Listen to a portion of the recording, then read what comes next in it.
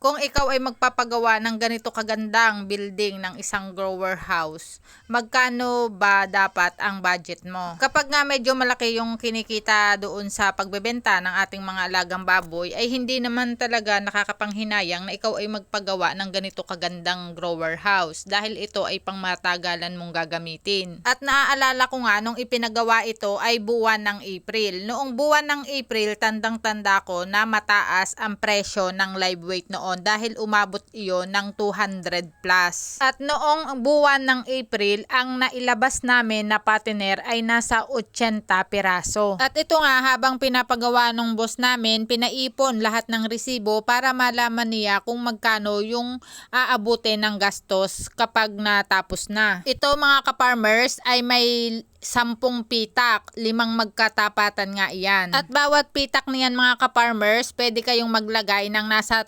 12 hanggang 15 piraso. Maganda na din yung pagkakagawa ng mga kanal niyan doon sa gilid. 6 na tao mga ka-farmers ang gumawa nito at ito ay natapos nila sa loob ng 40 days. Ang rate nito mga ka-farmers ay 2,700 na mason at 4 na 650 na labor. Doon pa lang mga ka-farmers sa pagpapasahod sa tao sa loob ng 40 days ay gumastos yung may-ari ng 107,160 pesos. Dito po sa construction supply katulad ng mga buhangin, graba, etc.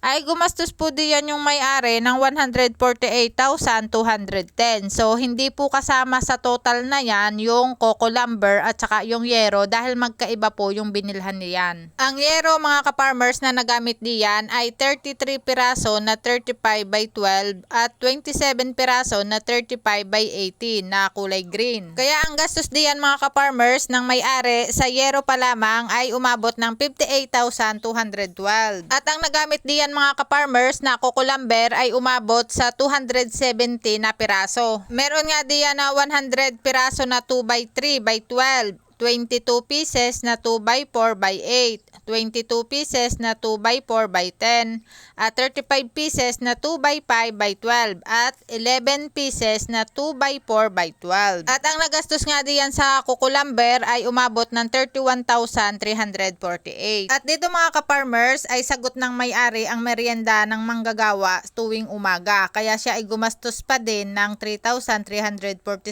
doon sa loob ng 40 days. At ang kabuuan mga ka-farmers sa napakagandang growing house ay umabot ng 348,277. At hindi nga mga ka-farmers nasabi diyan yung mga materyales na ginamit doon sa paglilinya ng tubig na gagamitin doon at saka doon sa mga nipple drinker na inilagay bawat pen. Sa estimate mga ka-farmers na 10K yung nagastos diyan ng may-ari sa mga ginamit at doon sa pagpapalinya niyan ay aabot nga mga ka-farmers ng 360,000 ang magpagawa ng isang grower building.